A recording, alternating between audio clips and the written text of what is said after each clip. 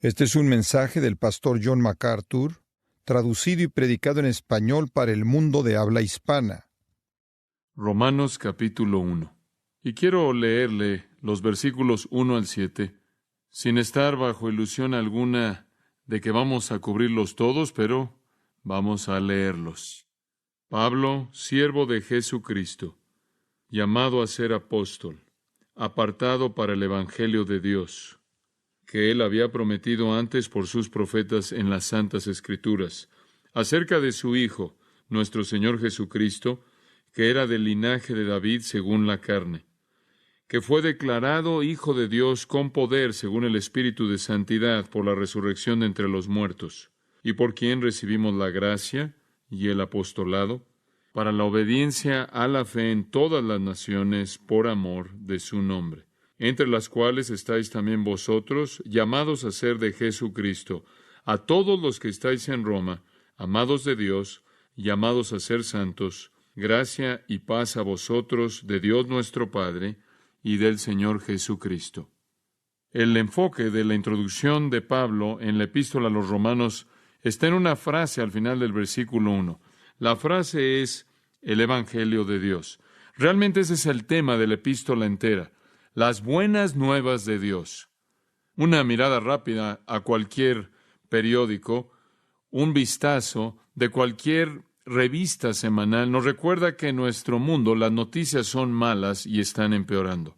Y lo que está sucediendo a gran escala simplemente es una multiplicación de lo que sucede a nivel individual. Malas noticias. De hecho, eso se ha vuelto un coloquialismo en nuestra época. Malas noticias. Como usted puede ver, los hombres y las mujeres están bajo un poder aterrador, y ese poder que está en la profundidad de su ser los empuja a la autodestrucción. Ese poder es el pecado, y el pecado es lo que lleva a las malas noticias. Simplemente a manera de resumen, veo 4 áreas primordiales en donde el pecado produce malas noticias para la raza humana, y en cierta manera son secuenciales. Y no pretendo que éstas sean exhaustivas o cubran toda área de la vida, pero simplemente para motivarlos a pensar. Las primeras malas noticias que el pecado trae a un individuo es el egoísmo. Son malas noticias en la existencia humana que cada uno de nosotros esté inclinado hacia cumplir nuestro propio deseo en particular a costa de lo que sea. El elemento básico de la pecaminosidad es el dominio del yo, el ego. Inclusive esto comenzó cuando Satanás cayó. Él dijo, yo haré. 5 veces en estos verbos. El hombre ha heredado esta propensidad con la venida del pecado. Él es absolutamente egoísta, está centrado en sí mismo. Él quiere hacer lo que quiere, si se le permite. Y lo que una sociedad permita, él va a hacer. Él va a ir hasta donde la tolerancia de la sociedad llegue. El hombre va a consumir todo lo que está en sus ojos, en su propia concupiscencia. Él va a consumir cosas y va a consumir a gente y va a consumirse a sí mismo. Y cuando un amigo, un cónyuge, un amante o un miembro en su familia cesa de proveer lo que un individuo quiere, entonces es descartado como un par viejo de zapatos que no sirven para nada. Vivimos en un mundo en donde la gente está demandando sus propios derechos. Y esto no es nada más que la manifestación de lo que hay en la profundidad del corazón del hombre, egoísmo autodestructivo. Todo mundo quiere derechos. Y la meta definitiva en la vida es alcanzar la satisfacción personal. Satisfacción personal. Sea que usted esté en el mundo de los negocios o en el matrimonio, o sea que esté en alguna relación amorosa, el hombre termina pervirtiendo todo debido a su deseo egoísta por obtener ganancia, fama, dominio, popularidad, dinero, satisfacción física. Y entonces el pecado empuja a la humanidad a un estado egoísta de autoconsumismo. Alguien dijo que debemos usar las cosas y amar a la gente, pero en lugar de esto amamos las cosas y usamos a la gente. El final de esto es que el hombre es incapaz de sostener una relación significativa. Él es incapaz realmente de amar. él no está dispuesto a dar y por lo tanto pierde aquello que es la fuente más obvia de gozo verdadero, que es la abnegación. El hombre se vuelve entonces dominado por una avaricia egoísta que lo aísla de todo y de toda cosa. Y el resultado de todo esto es que el hombre realmente llega a un punto de desesperanza y de soledad absoluta, y encuentra que todas las cosas que consumen sus propias concupiscencias llevan la ley de la devolución decreciente, de tal manera que entre más tiene, menos le satisface.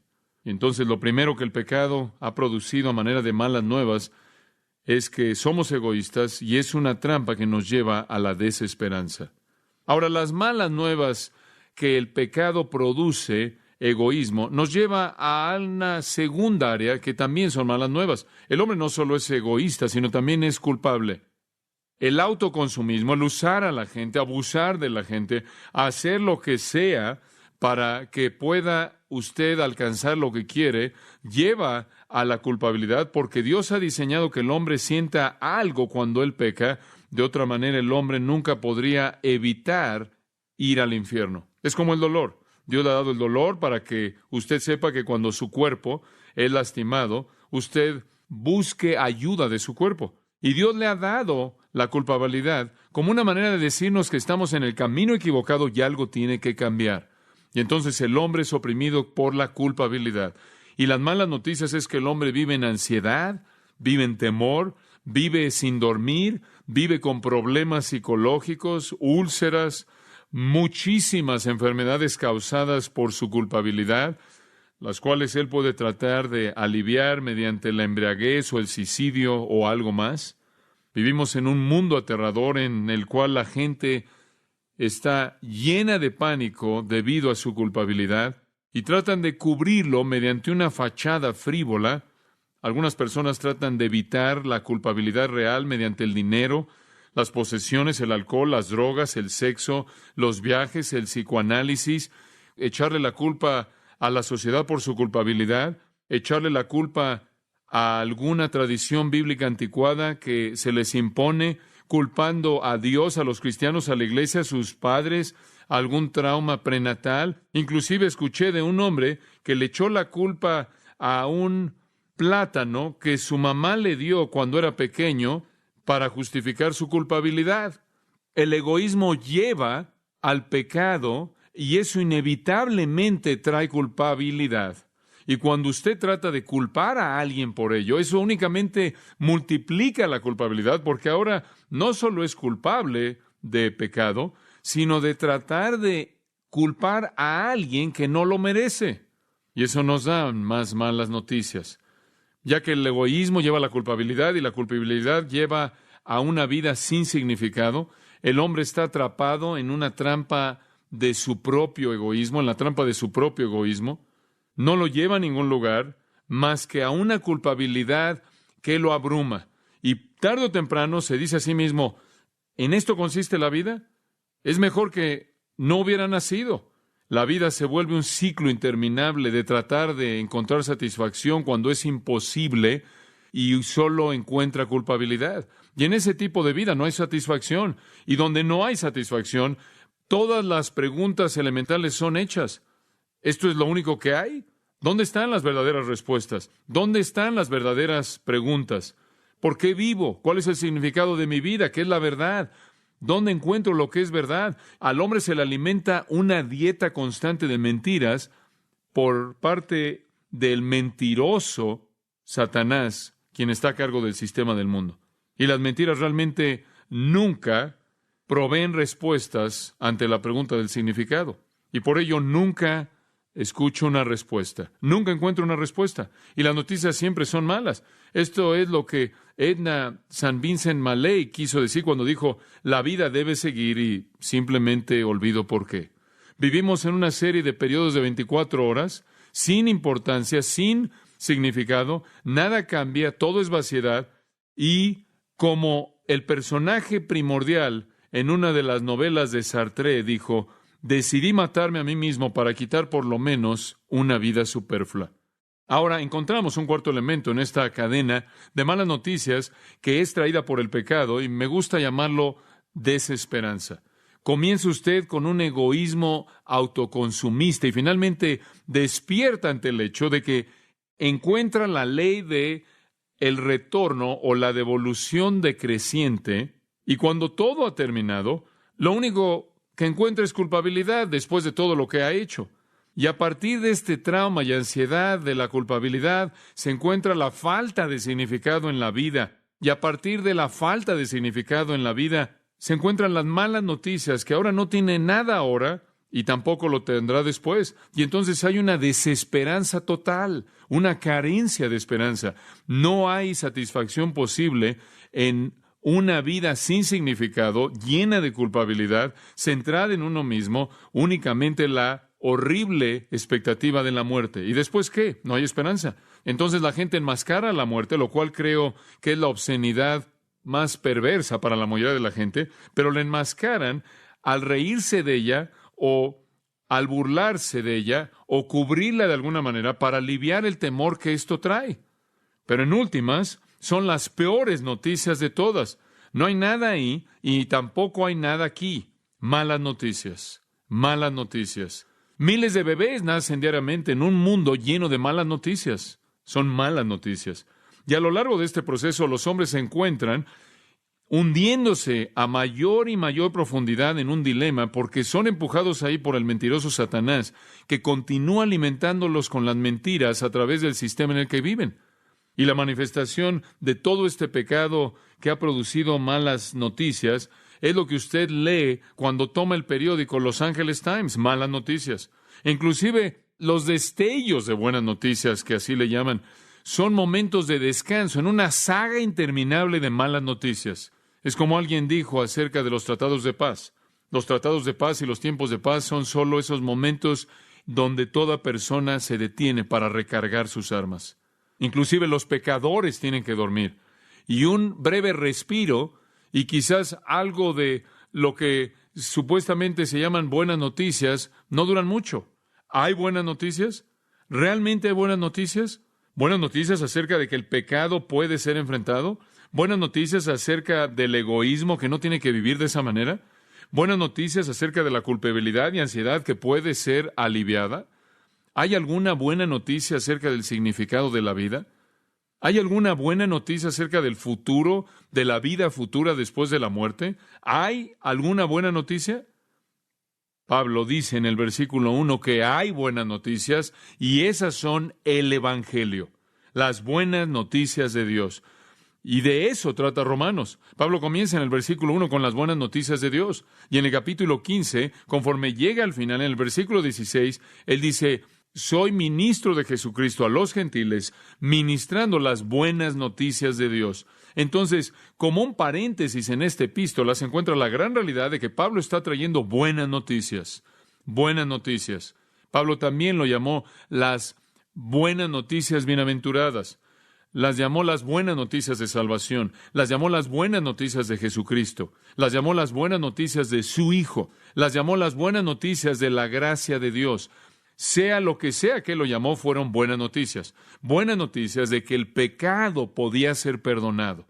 Buenas noticias de que la culpabilidad podía ser quitada. Buenas noticias de que la vida podía tener significado. Buenas noticias de que el futuro tenía una realidad que era eternamente gloriosa. Buenas noticias. Y usted pensaría que estamos predicando las malas noticias por la manera en la que el mundo reacciona. Pero así de torcidos están porque están bajo la influencia del mentiroso. Tenemos buenas noticias. Ahora, al avanzar a lo largo del libro de Romanos, veremos las riquezas incomprensibles de las buenas noticias y cómo se desarrollan frente a nosotros. Pero quisiera decirle, y tomo un segundo para decirle esto, no planeaba hacerlo, pero quisiera decirle que el enfoque entero de los 16 capítulos de Romanos se destilan en los primeros 7 versículos. ¿Puedo entender a Pablo? Él está tan emocionado por lo que va a decir que no puede esperar el decirlo hasta que llegue al final del 16. Entonces él resume todo lo que va a decir en los primeros 7 versículos, destila el enfoque entero de su epístola entera. Lo resume, lo sintetiza y después lo desarrolla. Es como si la semilla está en los primeros 7 versículos y después encontramos cómo germina y florece conforme usted avanza a lo largo de los 16 capítulos. Ahora observe el versículo 1 por un momento y vea la frase, el Evangelio de Dios. El Evangelio de Dios, Evangelion, Evangelion. Ese término es usado por Pablo 60 veces en sus epístolas. 60 veces habla de las buenas nuevas, buenas noticias. Es un término favorito de Pablo.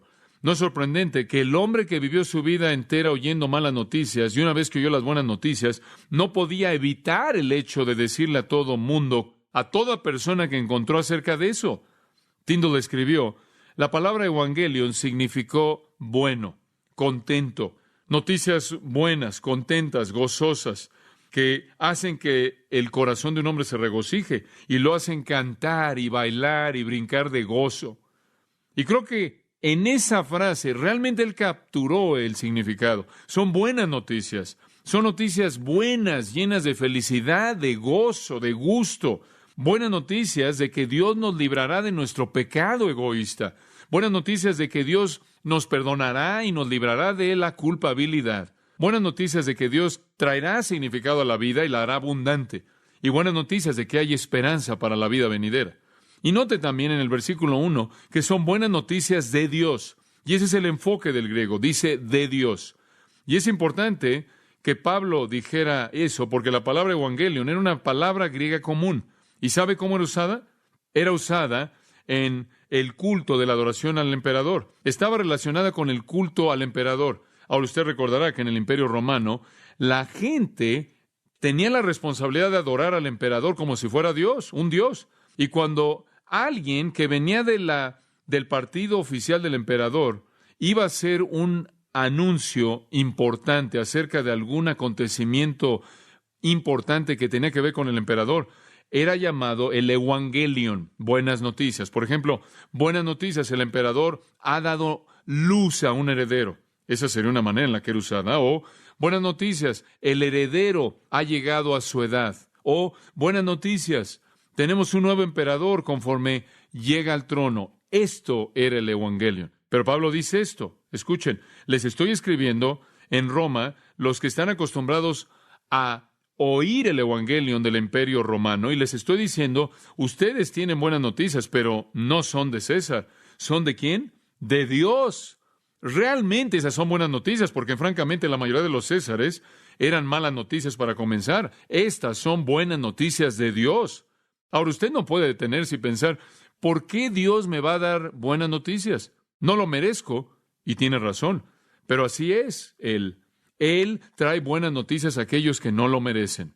El doctor Donald Gray Barnhouse, creo yo, captura el pensamiento en un párrafo fascinante en el cual él relata una historia. Escuche, él dice que se le contó de un joven en Francia que era muy amado por su madre, que se entregó a una vida de impiedad que lo llevó más y más al pecado a mayor profundidad. Él se enamoró de una mujer perversa que lo alejó aún más y más a la injusticia.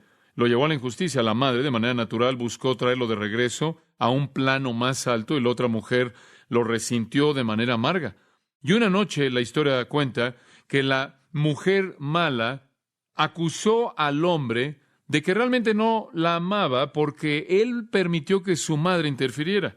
Y él prometió y le dijo que la amaba.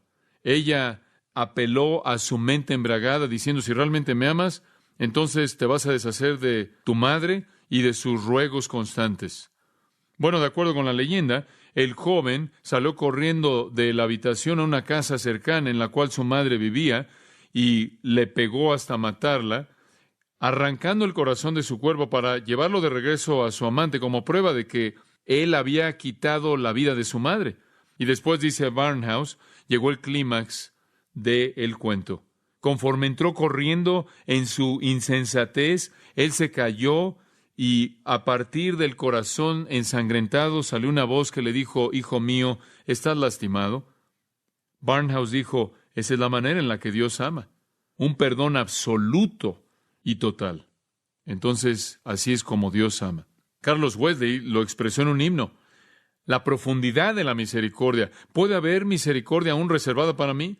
¿Puede mi Dios perdonarme y hacer a un lado su ira al primero de los pecadores?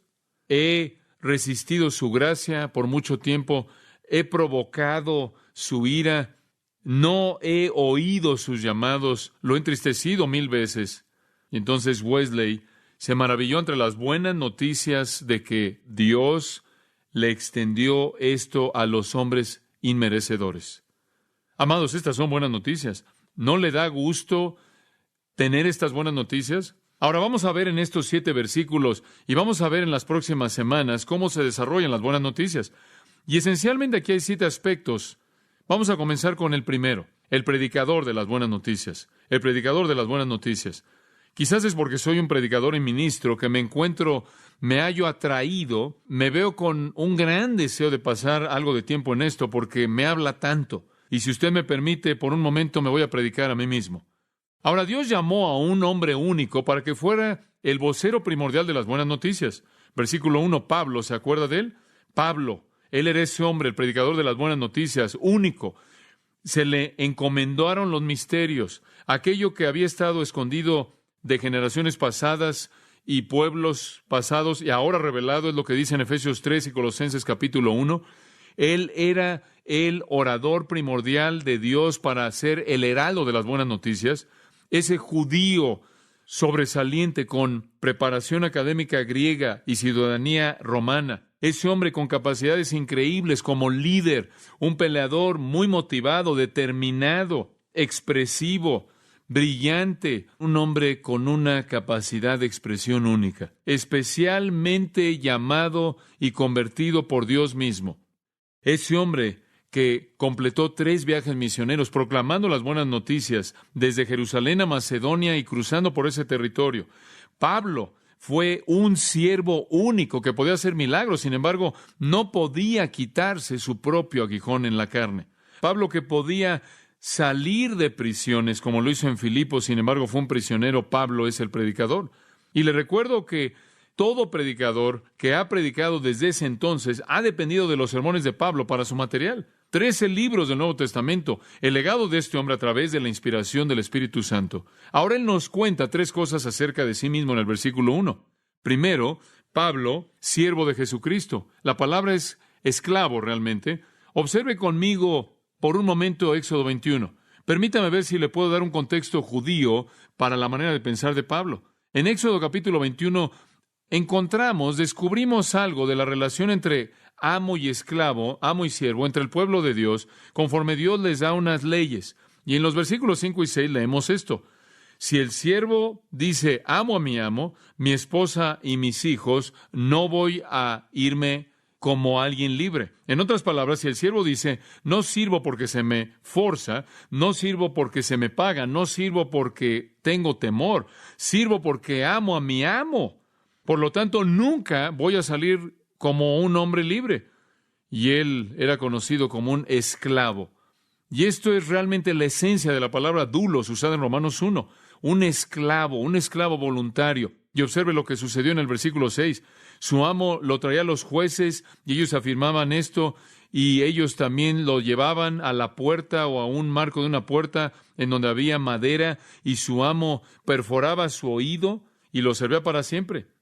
Y si usted decía, quiero servir motivado por amor y nunca me voy a ir porque te amo, entonces era llevado usted a la puerta y ahí donde las mujeres se perforan los oídos, lo cual es insignificante, algo muy significativo sucedía y ese lóbulo del oído era presionado contra la madera y era perforado y llevaba de manera permanente la marca que expresaba, soy un esclavo de amor. Ahora esa es la esencia de lo que está atrás de Romanos 1:1. Regresa esa porción. Y Pablo está diciendo, yo soy un esclavo. Esto es algo que yo he escogido por amor, no por temor. Y habían millones de esclavos en el Imperio Romano.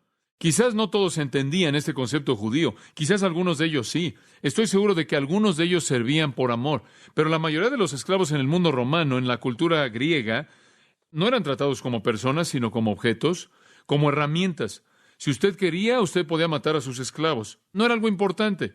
Por lo tanto, algunos comentaristas bíblicos dicen acerca de este pasaje que Pablo está usando doulos solo en su sentido judío, que él solo está hablando de la afirmación de su amor y de que está hablando de la dignidad de un servicio así. Y por cierto, en el uso hebreo del concepto de siervo, alguien en los rangos más elevados podía ser un siervo. Los reyes tenían siervos, ministros que ministraban a sus necesidades reales, y entonces en un sentido hebreo, un siervo podía ser un término sublime de gran honor y gran dignidad. Por ejemplo, en Génesis 26-24 dice que Abraham era un siervo. Números 12-7 dice que Moisés era un siervo. En Josué 24 dice que Josué era un siervo. En 2 de Samuel 7:5 dice que David era un siervo. Y en Isaías 20, versículo 3 dice que Isaías era un siervo. Y en Isaías 53 dice que cuando el Mesías venga será un siervo. Y entonces muchos comentaristas creen que Pablo está diciendo, soy un siervo de Jesucristo, y que dice esto como un énfasis de la dignidad de su responsabilidad en un sentido hebreo, más que en un sentido griego de menosprecio. Pero realmente creo que eso no es correcto. No es el punto de Pablo. Sí hay cierta exaltación, hay cierto honor, hay cierta dignidad maravillosa e incomprensible por ser llamado un siervo de Jesucristo. Hay un sentido en el que usted espera servir a la majestad y realeza del Rey de Reyes y Señor de Señores, y eso es verdad. Pero no es verdad separar eso de lo que los gentiles habrán entendido del mismo término. Y para el mundo griego mismo, doulos significaba esclavitud total, un esclavo, no dignidad, sino humildad. Y yo creo que Pablo quiere que veamos eso en ese sentido también. Él escoge otras dos palabras para hablar de su servicio. 1 Corintios 3 nos da una de ellas, versículo 5. Y aquí obviamente su énfasis se encuentra en la humildad. ¿Qué pues es Pablo y qué es Apolos? Diáconos. De ahí obtenemos la palabra diácono, significa un mesero. Si usted veía esa cultura, realmente significaba alguien que quitaba los platos sucios. ¿Pero qué somos nosotros más que meseros, mediante los cuales creísteis, conforme a cada uno concedió el Señor? Yo planté, Apolos regó, y Dios dio el crecimiento. Así que en el que plantes algo, en el que rega, sino Dios que da el crecimiento. No somos nada, él dice, sino meseros. Más adelante, en 1 Corintios 4:1, él dice, somos siervos de Cristo. Y él usa una palabra diferente. Él usa la palabra huperetes. Es la palabra traducida ministros en algunas versiones. Es huperetes. Huper significa abajo. Etes viene de una palabra que significa remar. Es un remero. Tenían barcos de 3 niveles con tres cubiertas. En esas 3 cubiertas habían 3 niveles de esclavos de galeón que estaban remando para que esos navíos, esos barcos avanzaran. Y Pablo dice, acuérdense de mí, como un esclavo de galeón de 3er nivel. Eso es humildad. No puedo ir más abajo de eso. Entonces sí, creo que hay un pensamiento hebreo aquí de dignidad, de honor, de respeto, pero está mezclado de manera maravillosa con la humildad del significado del término griego, de tal manera que Pablo, de manera paradójica, se encuentra a sí mismo tanto exaltado como el siervo de Cristo, como también humillado. Una expresión de humildad y dignidad. Y esta es la ambivalencia que todo representante de Jesucristo lleva. Algunas veces cuando pienso en la dignidad de lo que hago, me abruma. Algunas veces cuando me doy cuenta de que me pongo de pie y proclamo el Evangelio de Dios, cuando me pongo de pie y proclamo lo que he aprendido de la palabra de Dios y el ministerio de Pablo y la enseñanza de las Escrituras bajo el poder del Espíritu de Dios, me doy cuenta de que no hay un llamado más elevado en el mundo que ese. Y ahí hay una dignidad maravillosa, y la Biblia dice, nunca hables una palabra en contra de alguien que representa a Cristo. No acuses a un anciano a menos de que tengas una buena razón para hacerlo delante de 2 o 3 testigos. Y la Biblia dice, da honor a quienes el honor es debido. Y la Biblia dice, págales doble de lo que les debes pagar si trabajan duro en la palabra y en la doctrina. Y la Biblia dice, respétalos. Y la Biblia dice, obedécelos y sométete a ellos y haz que tu vida imite su ejemplo. Es algo sublime. Sin embargo, está esa maravillosa ambivalencia espiritual que dice, es el servicio, el tipo de servicio más humilde, porque usted sabe que lo que usted hace, aquello que usted hace, no se lo ganó por algún derecho, no tiene derecho de hacerlo debido a quién es usted. Y entonces, como dijo Pablo en 1 Corintios 3, usted no es nadie, no es nada. Y entonces Pablo era un siervo, con todo lo que eso incluía, era un siervo de Cristo. Eso significaba que tenía que obedecer de manera absoluta a Jesucristo, y al mismo tiempo había una dignidad que era maravillosa. En segundo lugar, el predicador del Evangelio dice, no solo soy un siervo de Jesucristo, sino también soy llamado a ser apóstol. La mejor manera de expresar el griego, ser llamado a ser apóstol, es llamado apóstol. llamado apóstol. La idea es que él era un apóstol, no porque él decidió serlo, sino porque Dios decidió y lo llamó de manera eficaz. No hay una selección humana aquí. Por cierto, el término apóstol fue usado primero por el Señor en Lucas 6:13. Él llamó a sus discípulos apóstoles. Ahora, Pablo era llamado apóstol por Dios. Rápidamente, por un momento, acompáñeme a Hechos capítulo 9. Y usted se acuerda, a partir de la semana pasada, que Pablo iba camino a Damasco a perseguir cristianos. Y el Señor lo detuvo y lo cegó.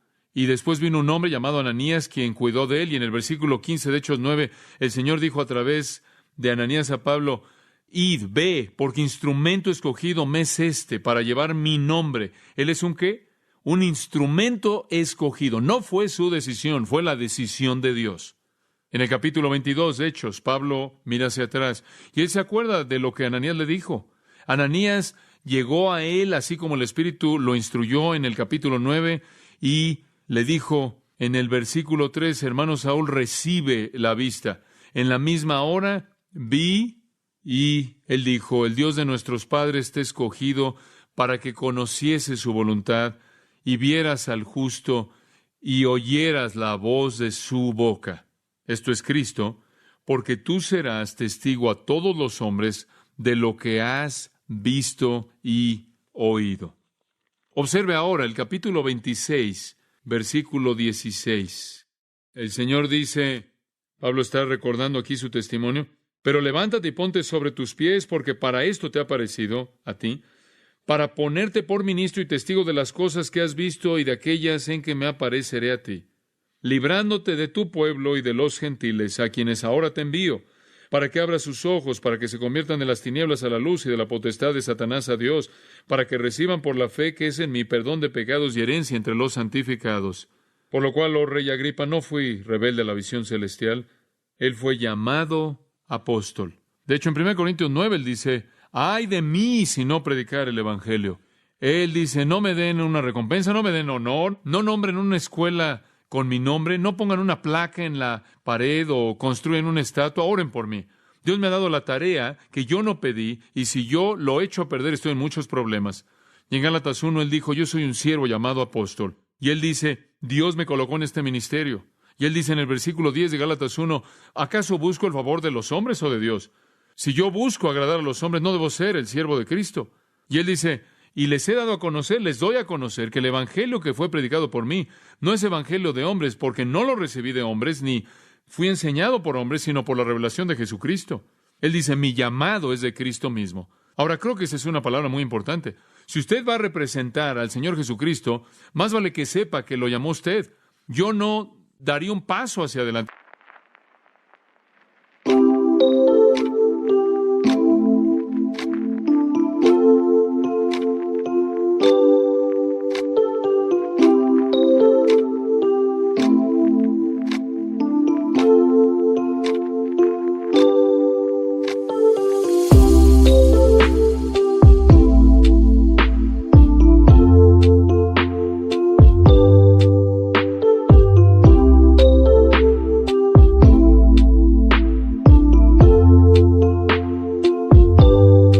Si no estuviera seguro de que Dios me había colocado en el ministerio, va más allá de mí ahora. El término apóstol, que es traducido ya en Romanos 1 como apóstol, significa uno enviado, un comisionado, alguien despachado, un mensajero, un embajador, un emisario. Y por cierto, en esos días tenían ciertos barcos que se llamaban barcos apostólicos. Y los barcos apostólicos no eran barcos que llevaban apóstoles, tenía un sentido secular, un uso secular. Un barco apostólico era un barco de cargamento. Era enviado con un cargamento para otra ciudad. Y entonces significaba cualquier cosa despachada o enviada. Y Pablo está diciendo: yo fui enviado, pero el hecho de que fui enviado no fue una decisión personal. ¿Sabía usted que el término apóstol aparece 78 veces en el Nuevo Testamento y en la mayoría de esas ocasiones se refieren a los 12 y a Pablo, que fueron enviados de manera especial? De manera especial. Esta semana leí la historia de un querido predicador de color. Él predicaba ahí en una pequeña iglesia en el campo.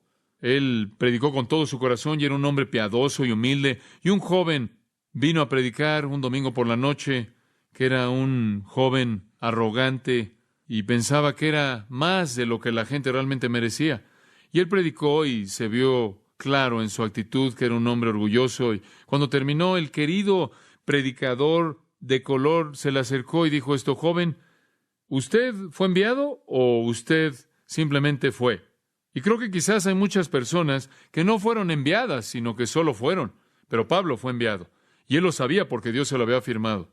He estado leyendo en las últimas 2 semanas un libro titulado El Pastor Reformado, escrito por Richard Baxter en el año de 1650. Y en las primeras 100 páginas, él llama al clero ahí en Gran Bretaña en 1650 y les dice: antes de que sigan predicando, más vale que regresen y se aseguren de que son redimidos. Y por 100 páginas les habla de esto. Más vale de que se aseguren que Dios los ha enviado. También hay un sentido oficial en el que tenemos que entender la palabra apóstol. Un apóstol era una responsabilidad oficial. Tenía un sentido amplio y todo mundo, toda persona que lleva el mensaje de Cristo es enviado. Ir por todo el mundo y predicar el Evangelio. Todos somos enviados. Todos somos apóstoles con una A minúscula. Y el Nuevo Testamento enlista a varias personas que son apóstoles, que están afuera de Pablo, del grupo de Pablo y los 12. Pero ellos son los que tienen una A mayúscula, una responsabilidad oficial. Y si usted estudia el Nuevo Testamento, descubriría que tenían que ser llamados directamente por Jesucristo, esto es, directa y verbalmente y personalmente por Él. Tenían que haber sido testigos oculares de Cristo y su resurrección. Y Pablo lo fue porque lo vio en el camino a Damasco. Fueron capacitados de manera especial por parte del Espíritu Santo para poder escribir correctamente el Nuevo Testamento, porque Jesús les hizo la promesa de que el Espíritu vendría y viviría en ellos y los llevaría a toda la verdad, y les traería a su memoria, haría que se acordaran de todo lo que Él había dicho. También se les dio la capacidad de hacer señales y milagros y obras poderosas, milagros que son llamados por el apóstol Pablo las señales de un apóstol. Y su responsabilidad no estaba restringida a una iglesia local, ni por un corto periodo de tiempo, sino que se volvieron el cimiento en el cual toda la historia de la iglesia está construida. Entonces, estos 12 apóstoles únicos, estos 12 hombres únicos, más uno, Matías, reemplazando a Judas, eran el cimiento. Tenían que ser llamados por Jesús mismo, tenían que ser testigos oculares de su resurrección, recibieron el Espíritu Santo mediante el cual pudieron escribir la revelación y podían hacer señales y maravillas y obras poderosas, y su responsabilidad se extendió más allá de cualquier congregación local, y Pablo fue una de esas personas tan especiales, y él sabía que Dios lo había llamado. Usted sabe, en Jeremías 23 dice que habían algunos profetas que salieron pero nunca fueron enviados. Y la gente nunca debe escucharlos. Oh, amados, quiero decirles que hay tantos profetas así como ellos el día de hoy, que están allá afuera hablando, pero no deben ser escuchados. Son profetas condenados, falsos profetas. Y después están aquellos que nunca fueron enviados, simplemente salieron, no tienen la unción de Dios, y no debemos escucharlos. Han corrompido a la iglesia a lo largo de todos los siglos de su existencia y continúan haciéndolo aún el día de hoy. Y entonces Pablo dice, soy siervo, dice Pablo, siervo de Jesucristo, llamado a ser apóstol. Y por cierto, él se llama a sí mismo al principio de varias de sus otras cartas, y en tercer lugar, y vamos a detenernos con este punto, apartado para el Evangelio de Dios. ¿Quiere saber algo básico? Usted no puede servir a Dios a menos de que sea apartado o separado. No puede ser hecho. Es una idea rica. La palabra apartado es la idea de apartar, separar. Usted puede regresar en el entendimiento del Antiguo Testamento al capítulo 13, por ejemplo, de Éxodo, y usted verá que Dios quiso apartar para Él al primogénito de los hombres, al primogénito de las bestias. Puede remontarse a Números 15 y verá que Dios quiso las primicias, la primera parte de la cosecha. Y puede ir a Números 8 y ver que Dios apartó a los mejores hombres, consagró a los levitas para su servicio. Y puede ir a Levítico 20 y ver que Dios tomó a la nación entera de Israel, de acuerdo con Levítico 20:26, los separó de todas las naciones y dijo, este pueblo es santo para el Señor. Y en cada una de estas escrituras que le acabo de dar, el separar al hombre y a la bestia, el separar a las primicias, el separar a los levitas y separar a Israel, en la versión Septuaginta, la versión griega, usa la palabra aforisane. Y esa es exactamente la misma palabra que se usa aquí. Significa separación en el sentido más pleno. Esos animales y esos primogénitos, esos hijos primogénitos, fueron totalmente separados al Señor. Los primicias lo mismo, los levitas igual, la nación igual. No debía haber mezcla alguna. Y Pablo sabía que una vez que fue llamado apóstol, él fue desconectado del pasado. Por cierto, aforisane tiene en medio una pequeña frase, foris, que puede ser la raíz de la palabra fariseo. Fariseo significaba uno separado. Y su vida entera...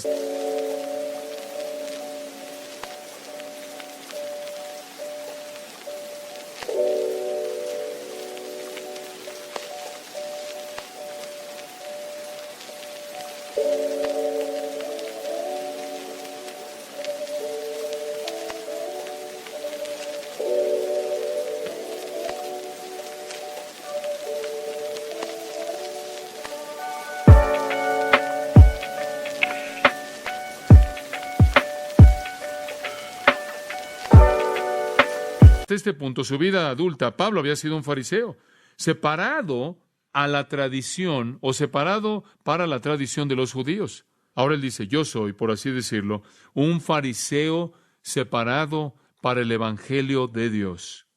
Buenas nuevas, ya no más malas noticias del hombre. En Gálatas 1:15 él dijo, pero cuando agradó a Dios, que me apartó desde el vientre de mi madre, y me llamó por su gracia. Pablo fue separado desde el vientre de su madre. En el camino a Damasco, él fue separado para el evangelio de Dios. Y después se volvió un pastor de la iglesia en Antioquía. Y en Hechos 13:2, la Biblia dice que el Espíritu Santo dijo, apartadme a Pablo y a Bernabé para enviarlos a la obra a que los he llamado. Él fue un hombre separado. El secreto de su servicio es que era un esclavo. Él se rindió de manera total al Señor. Él fue un apóstol enviado para llevar el mensaje. Y amados, él cortó el cordón. Quiero decirles que hay más gente en el ministerio del evangelio que ven poco fruto y no ven poder, aunque pueden entender que deben ser siervos y pueden haber sido llamados, pero en algún punto a lo largo del proceso no están dispuestos a ser separados, a apartarse. ¿Sería tan amable de ver conmigo una última referencia, la última que veremos por esta ocasión? Segunda de Timoteo capítulo 2. ¿Usted se acuerda de la situación en segunda de Timoteo capítulo 2? Timoteo era un siervo del Señor, siervo de Cristo. Timoteo era un apóstol con una A minúscula, no uno de los 12 más Pablo, no obstante un mensajero enviado. Pero Timoteo había llegado a un punto en su vida en el que todo estaba desmoronándose. Lo perdió. Él se desmoronó. ¿Sabe usted lo que estaba pasando? Bueno, simplemente al ver esta carta puede ver muchas cosas. Versículo 6, capítulo 1. Por lo cual te aconsejo que avives el fuego del don de Dios que está en ti por la imposición de mis manos.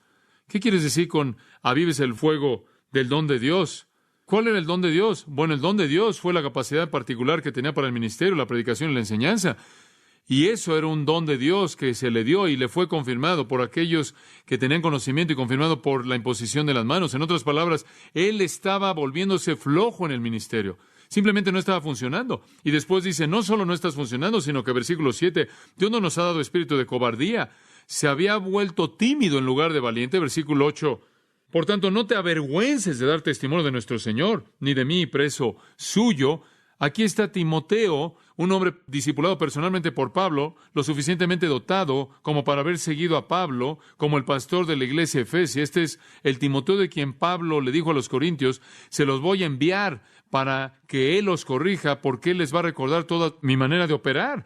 de cómo hago todas las cosas. Esto fue reproducción. Este era el hijo número 1 y él no está funcionando. Él es tímido y está avergonzado del Evangelio, inclusive de estar asociado con Pablo.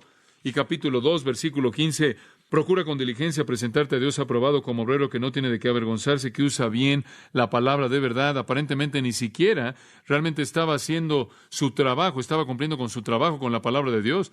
Pero el versículo 16 dice que estaba involucrado en palabrerías profanas y vanas, luchando ahí con filosofías. Versículo 22 indica que él probablemente estaba enredándose con algunas pasiones juveniles. Versículo 23, que él estaba involucrado en cuestiones necias e insensatas. Él carecía de gentileza. En otras palabras, todo estaba desmoronándose. Él había sido jalado por el sistema. Y la palabra le llega en el capítulo 2, versículo 4. Pablo le dice esto, Timoteo, ¿se te ha olvidado que eres un soldado? Versículo 3, ¿se te ha olvidado que debes soportar el sufrimiento como un buen soldado?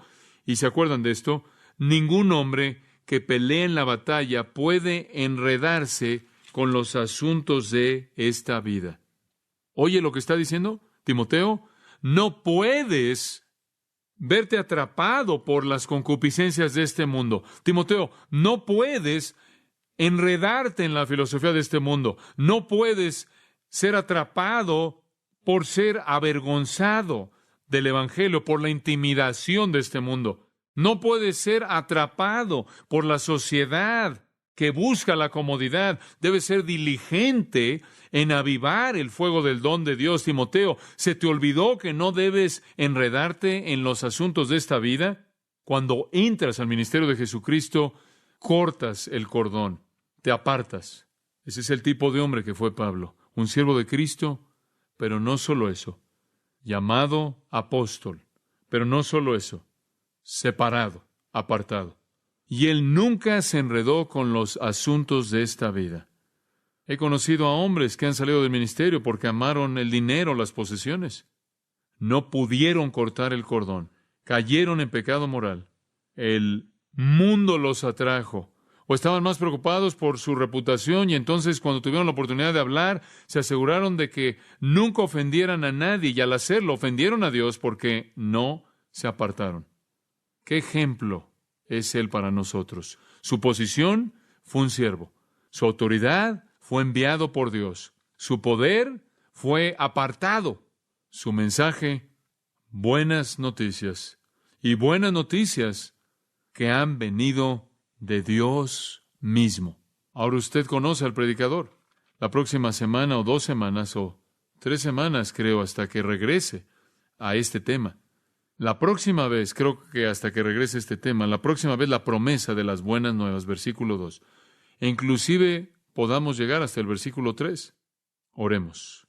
Padre, gracias por hablar a mi corazón en esta noche, por refrescar de nuevo mi propia alma, lo que yo soy, porque sé que este hombre es el ejemplo. Porque él dijo, sed imitadores de mí, así como yo de Cristo. Que yo también sea un siervo fiel, entendiendo tanto la dignidad como la humildad de este servicio. Que tenga yo la afirmación de ser llamado, aunque no como un apóstol, como los 12 y Pablo, sin embargo como uno enviado, construyendo sobre su cimiento, y que yo, Padre, también sea apartado.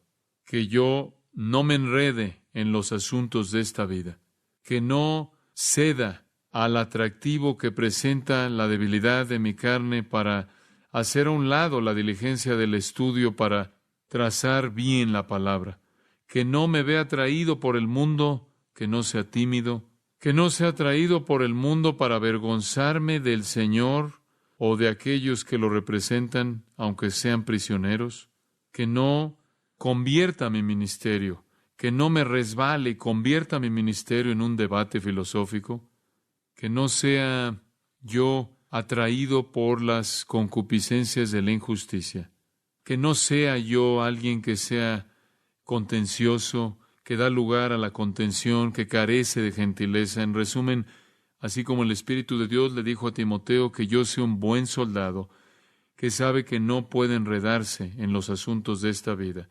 Y oro también esto por todos ellos, tu congregación, tu pueblo, todos nosotros que peleemos la batalla, todos nosotros somos tus siervos, todos nosotros hemos sido llamados y enviados a este mundo para ser testigos, y todos nosotros debemos ser apartados. Enséñanos lo que eso significa a manera de aplicación en nuestras propias vidas, para que podamos llevar las buenas nuevas a un mundo que literalmente se está muriendo de todas las malas noticias, y que también haya muchos que oyen esas buenas noticias porque nosotros también hemos sido fieles. Oramos en el nombre de Cristo.